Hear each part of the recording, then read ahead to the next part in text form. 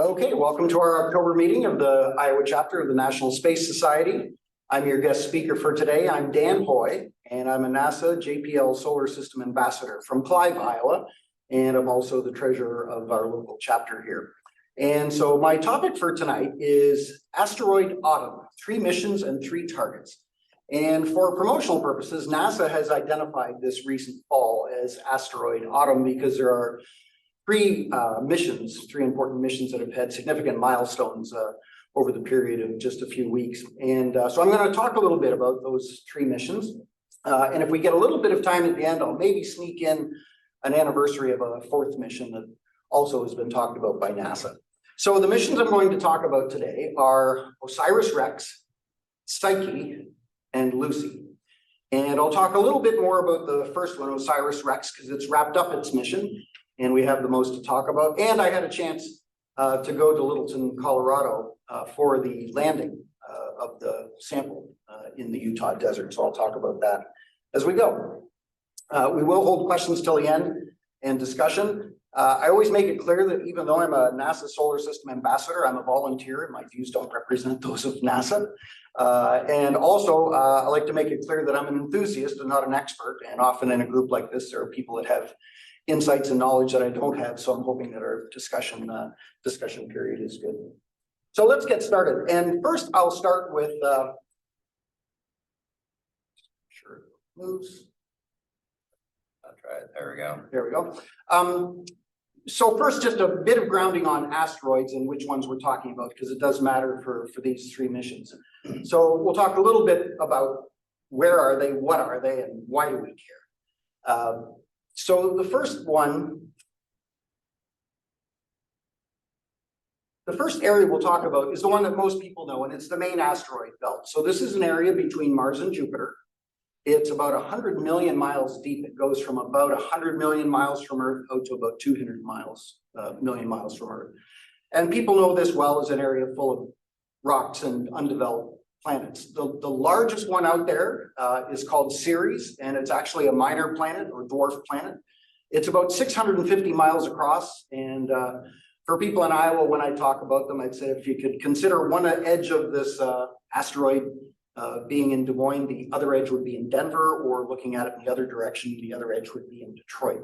So it's fairly sizable at 650 miles across, but from a solar system perspective, it's not that big. Pluto is 14 times larger than this body, and Pluto's already been demoted, right, as a planet. And I was reading the other day, although my father never mentioned it being a farmer, he probably didn't care all that much perhaps, but in my father's day when he was young, Ceres would have been considered a planet as well before it was demoted to a minor planet. So we've got Ceres as the biggest, and then we've got everything down to rubble and dust. And in fact, if you added up everything in the main asteroid belt and put it together, it would still be less than 5% of the mass of the moon. So it's not, there's not that much out there. So I like to talk about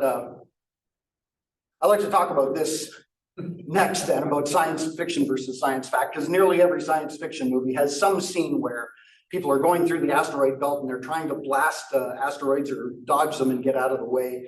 In truth, the asteroid belt doesn't look anything like this. And in fact, if you took a size of perhaps a half a kilometer as being a size, the average distance between asteroids of that size in the asteroid belt is about 650,000 miles.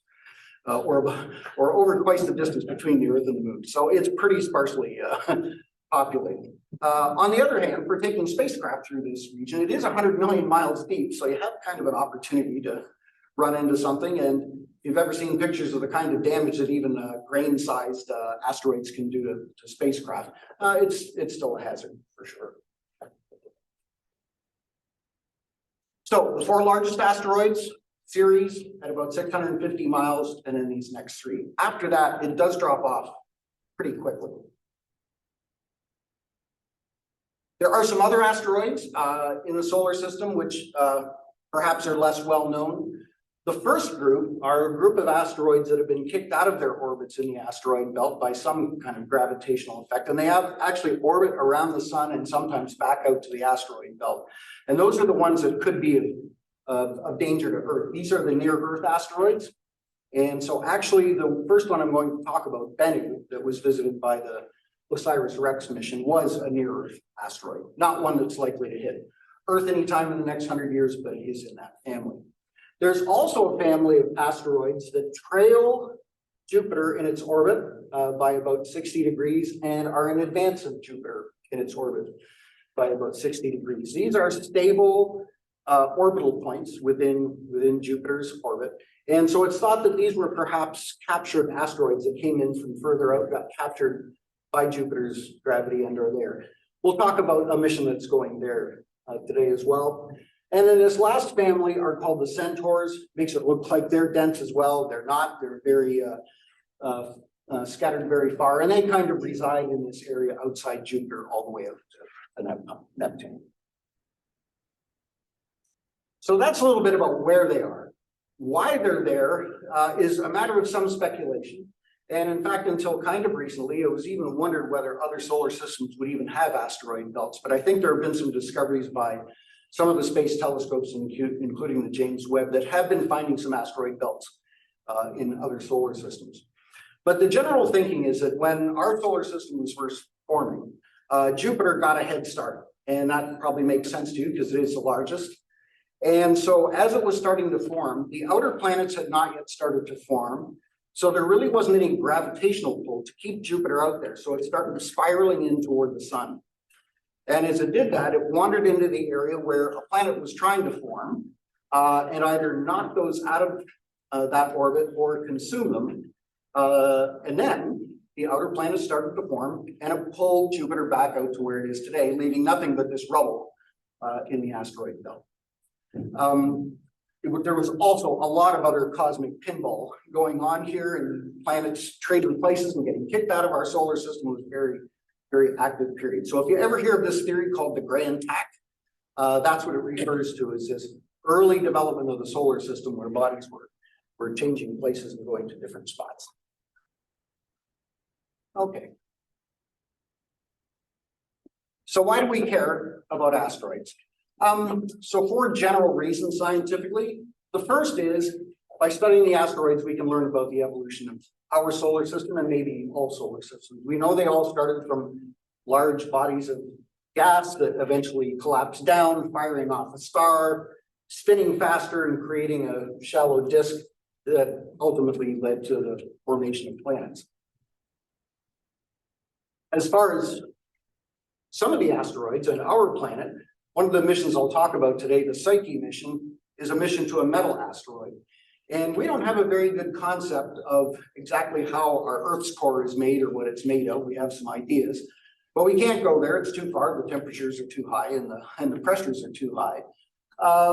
But some of the metal asteroids that are in the asteroid belt are thought to have been developing planets that formed a metal core and then had the mantle blasted off by a collision.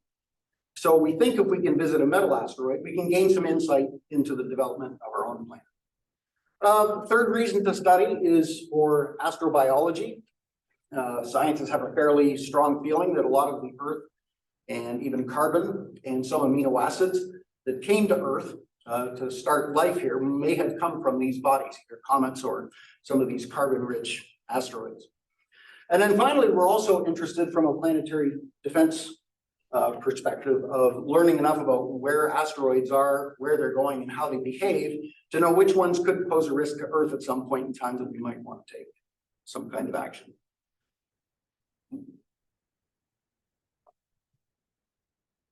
So as a result, there's been lots of interest in studying asteroids. We can study them when we study meteorites on Earth, but they're modified by coming through our atmosphere. And so we can get a good idea, but not a great idea. So there's been a lot of interest in actually visiting them. The missions that are listed down at the bottom here have been flybys. The primary target was not the asteroid, but it did fly by. So we had Deep Space One, Cassini, Galileo, and even Stardust, which was a mission to collect a sample of a comet, did do a flyby of an asteroid and study it before it got there. More recently, we've actually started missions to look particularly at asteroids. So the Near Shoemaker mission, the two Japanese missions, Hayabusa and Hayabusa 2, and then OSIRIS-REx, which just wrapped up, and the Dawn mission, which was back maybe 10 years ago. Okay, here's another one. So I'm at with. And so the one that I'll talk about today is in most detail is OSIRIS-REx, the one that just wrapped up with landing its samples in the Utah desert a few weeks ago, and then its samples were just released in the last week.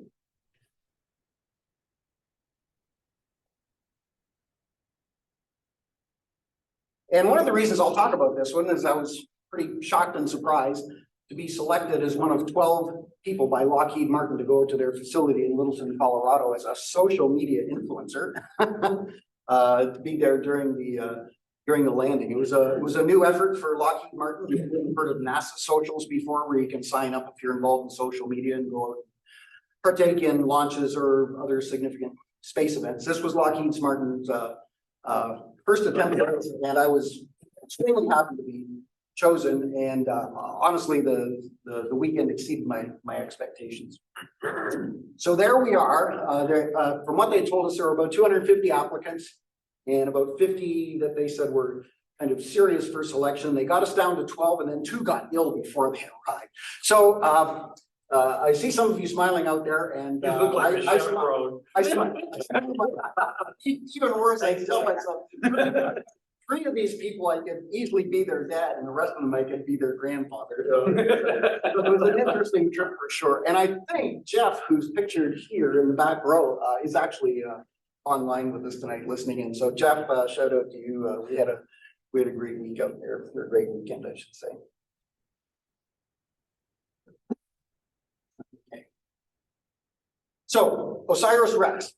So OSIRIS-REx is an acronym. It stands for Origins, Spectral Interpretation, Resource Identification, Security, and Regolith Explorer, which makes it, I think, in my own opinion, the most tortured space acronym I've ever heard.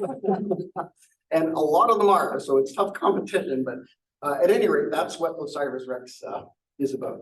A sample return mission destined to go to an asteroid. It's not the first sample return mission from an asteroid. The Japanese actually had 2. One of them was a Hayabusa mission, which honestly was kind of a technology demonstration, and I think it returned only a couple grains of material. And then Hayabusa 2 was more of a serious mission that was successful as well for the Japanese, and they brought back 5 grains. And as I figured it out, I think that's about enough to cover your thumbnail, maybe a little bit more. So pretty modest, but a successful one. But this was a first asteroid sample return mission for the United States, and its target was asteroid Bennu, and I'll discuss that asteroid a bit and why it was chosen. OSIRIS-REx was a New Frontiers mission with a total cost of about 1.16 billion. So it's kind of in that mid-range or high mid-range of mission cost and difficulty. It was selected in 2011 and launched in 2016, which is really pretty fast for these missions to be ready to go in 5 years. I have some theories on, well, not theories, but some thoughts to share on why that is. It just returned on September 24th of 2023. And some of you may know that it's had an extended mission now. It's now going to intercept the asteroid Apophis. For some of you who may have heard of Apophis before, that's the one that several years ago they thought had a high probability of striking Earth at some time in the future, relatively near future. It's now thought that it will miss it, but still be a pretty close one. But the trajectory maestros at Lockheed Martin determined late in the mission, it was kind of a late discovery, that they could actually intercept Apophis. Sorry. Yeah. So a little bit about why Bennu was selected. So over 500,000 asteroids to choose from. One of the criteria was to select a near-Earth asteroid. One is they wanted to learn a little bit about the behavior of a near-Earth asteroid from a planetary defense perspective. The other one is they're closer to get to, right? You don't have to go all the way to the asteroid belt to get to them. There were 192 that were identified that had optimal orbits for a sample return. We can get out to them and get back. Right?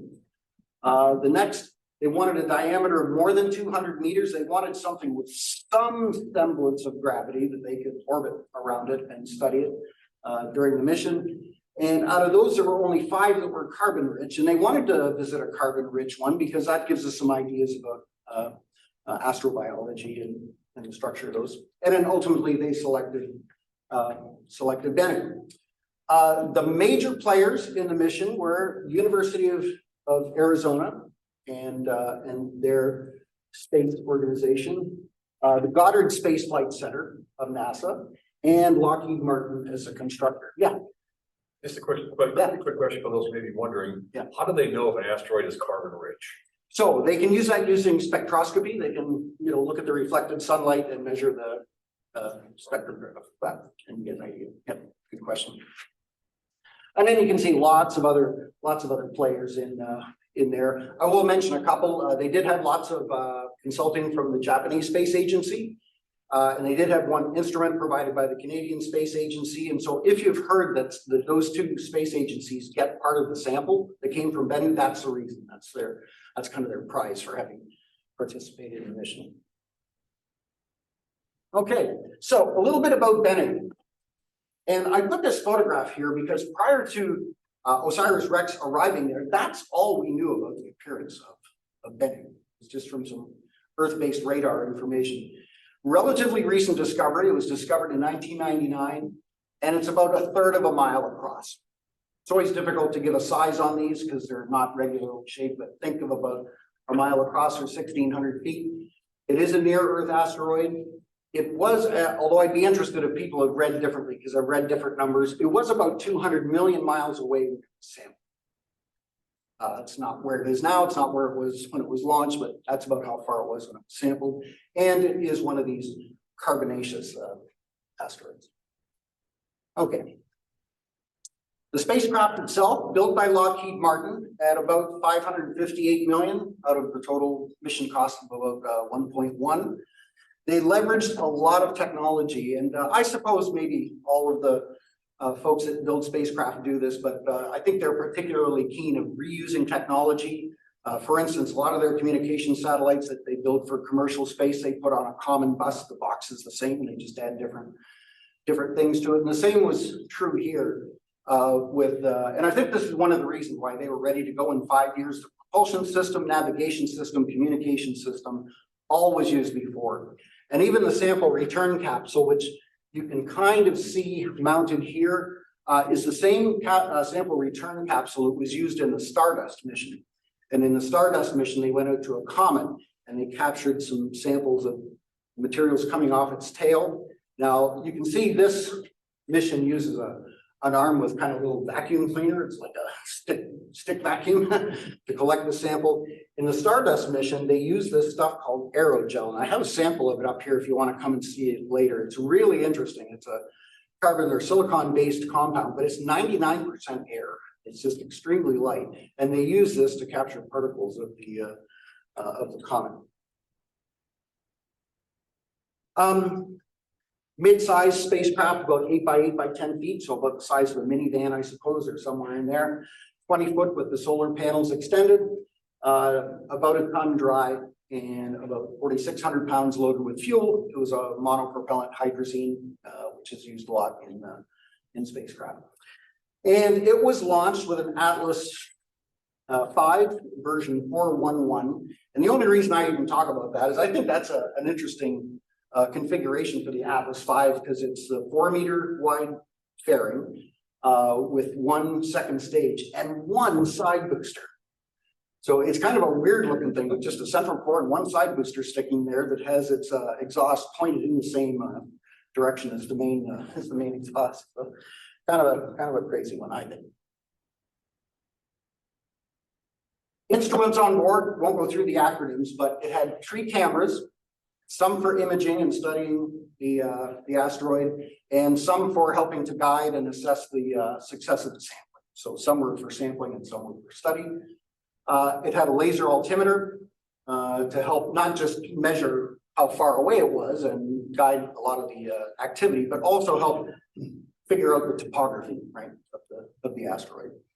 A couple of spectrometers, and then this touch and go sample acquisition mechanism. So this is the extended arm with the sample head that actually touched the asteroid, collected the sample, and then brought it back into the spacecraft. And then when that sample was collected, it was put in this sample return capsule. I'll point this one out again, the orange and white sections that open like a clamshell. You put the sample head inside and shut it down. So the samples itself, they just vacuum, so they didn't have to hit it or drill or do some other action to get. It had to touch and then inject some gaseous nitrogen to blow it into the hole. So it's kind of like a reverse vacuum. I'll show you what that looks like. Okay. In a video coming up here. Okay. I was curious too. Thank you for asking. Yeah. So yeah, we'll talk about that in some detail because it's kind of an interesting. It was kind of invented on like a lot of things, cocktail napkins in a bar one time, right?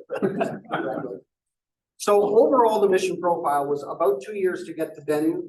It spent about 1.5 years mapping and studying, not just to get general information about the asteroid, but to start looking for sampling locations.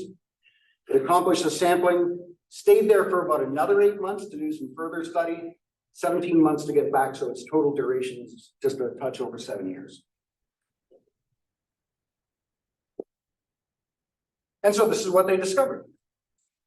Very much like the asteroid that Hayabusa 2 visited for the Japanese, Ryugu, very similar shape. And it's a rubble pile. So they were expecting that this was probably a body that had been blasted to bits and then collected back up through gravity. So that was not a huge surprise. It had the same toroidal or spinning top shape, almost exactly the same as Ryugu. So they're now starting to think that if something is not big enough to get round through gravity, this is probably kind of the next step down of how large something will get. The big surprise, though, it was very rocky on the surface, and they didn't have any other information to judge except their best theories. They thought it was going to be fairly small particles and fairly powdery, in fact. So this was one of the first big surprises for the science team and for the sampling teams. How are we going to sample this thing if these rocks are that big? It has, I think, more than 300 rocks of more than 20 meters diameter on it. So there's some big stuff there. They also found that it's organized in layers as much as they can determine with the instruments they had. And then later on during the sampling. So it's not regular all the way through. It's actually some distinct layers. It did have organic compounds. Not only carbon, but carbonates, so evidence that carbon had combined with water at some point during its development. They found some thin veins of whitish rock that was pretty clearly, from the appearance and from the spectroscopy, that it was carbonates. They also found that this body was spewing rocks on occasion. It would just fire them off into space. And so I have this idea now that perhaps as the spacecraft rotates into the sun, that some of the gases that are held underneath will expand to the point where they'll actually poof and send some of this rock off. They don't understand it fully, but that's, I think, the current thinking. The other thing they found as they studied it over a long period of time is that its spin is not super fast, but it's gradually getting faster and faster. And this is one of the things they want to understand from a planetary defense perspective, because there's this thing called the York effect, also sometimes the Yorkowski effect, where if a body in space is lit on one side by the sun, as it goes into the cold and releases that heat, it actually inflicts a little bit of thrust to it. So this is one of the uncertainties of planetary defense, where you're assessing the orbits of things that may be coming toward Earth sometime, is that they're not going to stay necessarily in that orbit. They drift a bit and change over time. Okay. The other thing I'll mention here is that if you've seen any of the pictures from the sample release, they're pretty dark, right? And so I think sometimes people look at this image and they say, well, gee, where'd they get all this dark colored rock from something that doesn't look bad? Doesn't look that light. In fact, it's about this color. And so this image is just, kind of to inform people of kind of what the general appearance is. But most of these carbonaceous asteroids are somewhere between the color of asphalt and a charcoal briquette. Okay, so it's actually darker than. The other thing that I found interesting about this mission is that when they determined that they had all these large rocks there, they were kind of worried about, well, how do we tell exactly, how big they are and how high they are? And Brian May, guitarist, as I think most of you know, is an astrophysicist, and one of his specialties is constructing 3D images out of 2D images. So he's worked on other images, including the Hayabusa ones, to take relatively similar 2D images, and he has a technique for turning those into 3D images. And so he worked with the mission team, he and his team worked with the mission team to help them kind of identify the risk of some of these large rocks that were in some of the proposed sample areas. And he does have a book, Bennu in 3D, that's available on Amazon now. So if you want to part with $50, you can get 5 billion pictures of the asteroid Bennu. There you go. Is there a soundtrack for the book? I don't know. And so he did a soundtrack for the New Horizons. He did a song for the New Horizons, Mhm. I think. So that's pretty cool. I don't think. He and Stern are good friends. Yeah, well, yeah, there you go. Good. All right. So, you know, fairly early on in the observation of the asteroid Bennu, they started looking at some potential sampling sites, and they had 4 criteria by which to select them. One was called deliverability. So this is, can the spacecraft get in, take the sample and get out safely? The other was just overall safety. You know, they just wanted to make sure that when they made contact, that they would avoid damage to the spacecraft itself. The next was sampleability, is that they knew that there was a wide variety of sizes, but the sample head was designed to get stuff of 2 centimeter and smaller sizes. So they wanted to find a place that had enough fines that they could sample it. And then the last was science value. So could they get a variety of rocks? Could they get ones that were scientifically interesting? So as they did that, they narrowed in on 4 potential sites, and they named them all after birds because all the features are named after birds, just like Osiris, and kind of keeping with the mission theme. And they ultimately selected Nightingale. Wasn't necessarily the safest and easiest to get out to, but for the other 2 criteria, it kind of won the overall battle. So you can see the area, they were aiming like kind of for dead center in that view. When I'm looking at these images on some of these larger rocks, am I really looking at a boulder? Yeah, so that's, I think this one here is about 30 feet across. Okay. And the one on the right hand, for those online, on the right hand side of Nightingale, I think if I recall, that's 30 feet across. And Jeff later on during questions, if you can correct that, that'd be great. I'll also point out this was a citizen science project. So there's an organization called CosmoQuest that does science education and science promotion. And they had a citizen science project where people went into these images and they analyzed them in pretty fine detail, mapping the size of the rocks that were in these areas to help with the selection of the sample site. And then October 20th, 2020, it was time to go get the sample. So this is a slightly sped up version looking down the arm at the sample head as it approaches the surface. And you can clearly see when it gets close, it aligns the head, goes in, and then comes back out. What you don't see really well in this view is that they were expecting to be, you know, to your point earlier, John, to maybe a little difficult of getting up firmly enough to get this nitrogen action to blow sample in. The arm actually went in about a ½ meter into the surface. Wow. Yes. Wow. Okay. And they were not expecting that at all. They now understand that with the light gravity and the type of rock, there's almost no cohesion between any of the particles, and it's just extremely lightly packed. They said that probably the best comparison is a bowl of popcorn is about how it's built. So that's kind of interesting. So it was designed to touch the surface, start blowing the sample into the head, and then in 5 seconds, fire the rockets for the escape maneuver.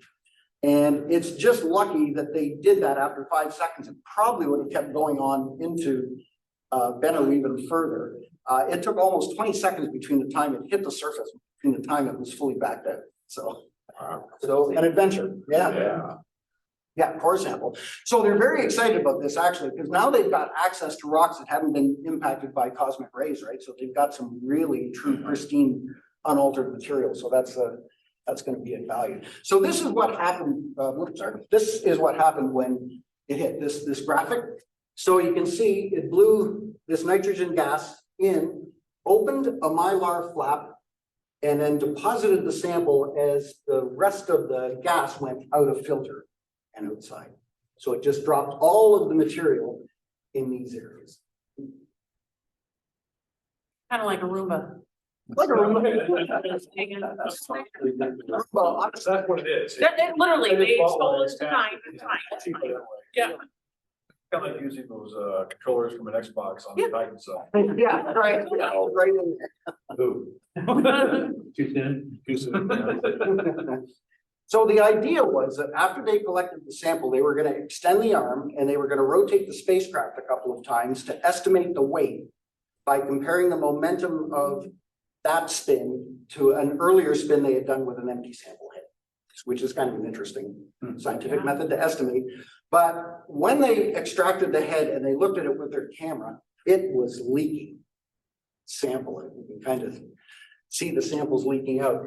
And I think it's difficult to see in this view, but that mylar flap that was supposed to flap down shut after the sample collection, it was obstructed by a couple of stones that were in there. So the sample head wasn't closed and it started leaking. So they abandoned the plan to do the spin, opting to save the sample and place the sample head in the canister and then close it.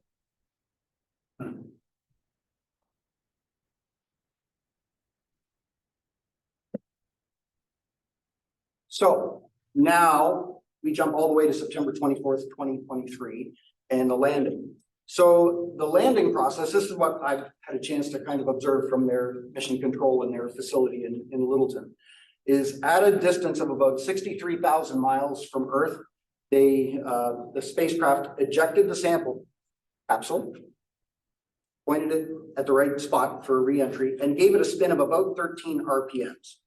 And the 13 RPM spin is kind of like rifling a bullet, spin stabilization, right? To kind of keep it going straight. And from there on, no propulsion, no communication. I mean, this thing is basically just coming into Earth or not, right? Coming in hot. Coming in hot, coming in hot. So it entered the atmosphere at about 27,000 miles an hour. And because there's no people on board, they didn't care. It was about 31 Gs. Jeez. The idea was that after that, and it got up to this Pica material, which is the same thing I think they use on the SpaceX nose cones and elsewhere. It's not ablative, it's a ceramic material for heat protection. Got to about 5,500 or 5,000 degrees Fahrenheit. After it made it through the atmosphere, the idea was drogue chutes would come out, a little bit to slow it down, mostly just to stabilize it. I didn't know until I was there. They said when things are right in that hypersonic area, things get really dicey from a perspective of keeping something under control. So the drogue chute was really just to kind of keep it oriented properly until the main chutes came out and then landed in the Utah test range, which I guess is only one of 3 controlled airspaces in the US, one being Area 51, the other being the capital. And I guess it must be Area 52 or something. That was the only place in the country we can fly in legally and Mach. Oh, is that right? Yeah. Air Force. All right. Interesting. Interesting. The parachute, I mean, the information is buried. It landed about 3 minutes earlier than they expected. And so something happened with the parachutes, either the drogue chutes didn't deploy or the main parachute came up early. I haven't heard kind of what the postmortem is on that, but it landed successfully and that's the important thing. But I think for other missions, they're going to want to figure out what happened with the parachutes. Question, was there any concern that the temperatures would alter the sample? No, there weren't, because of the insulation of this, and then there's other additional insulation inside the sample return capsule that they weren't worried about that. What they were more worried about was contamination, air inside, right? And particularly worried that if the parachutes didn't deploy at all and it cracked open on the way, that they were going to try and collect as much sample as they could, as fast as they could, and get it under a nitrogen purge to protect it. But the good news is it landed intact. You can see it's a little toastier than it was on the way in, but it landed perfectly. It was the good news is it was only a couple feet from the road. The bad news was they weren't using roads anyway. They were picking it up by helicopter, but they Must be installing MetroNet. yeah, they're installing MetroNet. So that was actually, they took samples from the area around the capsule, so that if they found something unusual, oh my goodness, we found life, and oh, by the way, we found it in every spot around that. Yeah. And we're all doomed. Federal. And then, as I think a lot of you know, they have released some photos of the samples down at Houston now. It's in the same facility as the Apollo moon rocks. And about 70% of that sample will be retained for future generations, just like the Apollo moon rocks. And some of them are actually out at White Sands. I didn't know that there was a backup facility at White Sands for samples. So you can see there it is. I think they're extremely happy. There's a wide variety of sizes and colors. So that gives some indication that they've got several different types. You can see this is one of the rocks that was blocking that mylar flap from closing, and a close-up of it. And they still haven't opened the main sample container. This is just the outside of it. So they're pretty excited that they've got a big sample, because this is how much escaped the main sample canister because of that open flap. Oh. So they've probably got some good ideas. They've done some early spectroscopy. They found the same carbonates. They found the same carbon, more carbon than they thought. And so they're pretty excited. A, because they're finding what they wanted. The other is they developed a 300-page sampling manual based on the guesses they had from the studies. And they said, if we study it early on with these quick and dirty tests, and it looks like we're on the right track, then the 300 pager is going to do us a lot of good. If we do the first samples and we weren't on track, then we got to kind of rethink what our analysis plans. And so after the spacecraft at 63,000 miles released that sample return canister and pointed it to Earth, about 20 minutes later, it did its escape burn so that it didn't follow the spacecraft into Earth. So it pointed away from it, and its mission name now is OSIRIS Apex, for OSIRIS Apophis Explorer, and it will catch up to Apophis about the time it starts approaching Earth in 2029. So that's its plan. So it's going to have lots of miles on it. It had 4.4 billion miles on it when it returned from Bennu, and boy, talking about taking the long way, go 4.4 billion miles to go 200 million miles away, but pretty successful mission. A couple other things I saw when I was there, just for some insights. You may know that Lockheed Martin makes the Orion space capsule, so we did get to see their mock-up testing facility there, their simulator. And you can't really tell much because they don't put the skin on the simulator. It's not really necessary, but it's a pretty impressive facility. They've got basically everything that the real spacecraft has. So for instance, they say, we don't want to feed it the radar data directly. We want to feed radar to its radar antenna and have it feed. So it's a pretty complex design. Probably for me, the most interesting story of the time is that it doesn't have seats most of the time because they're really not necessary for the kind of simulation they do. And the ones they have, where they said are kind of, I didn't see them, but I guess they're kind of like glorified lawn chairs. And at that, with all the complexity of that machinery and all the risk of doing something wrong, the only sign they had on the outside of it was, do not sit in the seats unless you've been trained in sitting in the seats. So something must have happened with someone sitting in the seat, don't you think?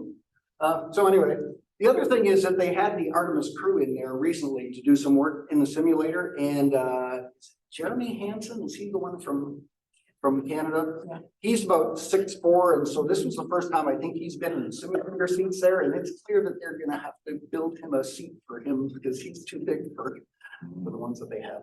The other thing that I found interesting was in their Space Operations Simulation Center. So they claim to have the largest autonomous robot in the world. And it's difficult to see here, but you can see it's about 6 stories tall, 7 stories tall. It's about 40 feet across and about 10 feet deep. And they mount spacecraft on this robot to practice things like sampling Bennu or doing docking maneuvers or assembly in space, those kinds of things. So they mount the spacecraft on here, and then they'll mount whatever they're trying to dock with or work on elsewhere. It's on rails that are about 40 feet apart. They claim it sits on the biggest unbroken piece of bedrock in the country. And that was just lucky. So they drove, I think, 30 pilings into the ground. And so that thing as big as it is, does not move, and they get sub-millimeter accuracy. It's robust. Which I thought was pretty impressive for things like docking. All right, so that's OSIRIS-REx. And the next two honestly are pretty quick. So some of you may have seen the launch of the Psyche mission here just a few days ago. It is traveling to the asteroid 16 Psyche. The reason why it's got a number on it is because it was the 16th asteroid discovered. After a while, they discovered that, we can't just put numbers on the front of these things. There's too many of them. It's a main belt asteroid discovered a long time ago. Unlike Bennu, it's big. It's about 140 miles across. And depending on where we are in our orbit, it's anywhere from 200 to 375 million miles from Earth. And the excitement of going there is that it's metal rich. In a lot of NASA's information, they tell you there are only 9 metal asteroids. Truth is, there are only 9 metal asteroids of size. There are about 35 that we know of. And again, the excitement is this could be the core of an early planetesimal, and that's the main reason for wanting to look at it. So size-wise, about the size of Massachusetts, as opposed to the other asteroid we looked at, which was the size of the Eiffel Tower. And its plan is to do a series of orbits far apart and close in order to study it. It's going to do imaging, magnetometry. It might have remnants of a magnetic field because of its formation, and then spectroscopy. It is carrying aboard some Hall effect thrusters, which are small thrusters that work on xenon gas, ionized xenon gas. They're about 5 times more efficient than chemical rockets. And so they don't have a lot of thrust. In fact, the ones that are on board, they said, if you put 3/4 on your hand, that's about the amount of thrust that it's generating. But out in space where there's nothing to stop you, if you've got a long time to go, having that much thrust and just applying it for a long period of time can be useful. It's also testing as a demonstration laser communication system, so not using voice or not using radio, but using laser to communicate. In the future, could be a lot higher bandwidth and a lot higher reliability. So they have an experiment on board to test that. Next milestone that's coming up for a mission is the Lucy mission. It launched actually back in October of 2021, and it's going to the Trojan asteroids that orbit with Jupiter. But on the way, it is going to intercept and make an encounter with a main belt asteroid by the name of Dinkinesh, which is a little bit bigger than Bennu, and it's partly to study it, but also partly just to test the instruments, get them calibrated, get them locked on, make sure everything works as it continues its way all the way up to. Once it gets to its destination around Jupiter, it'll have some bigger ones. The biggest one is about 85 miles across. And we don't have really, nice again to have photos, we don't know these in real life, right?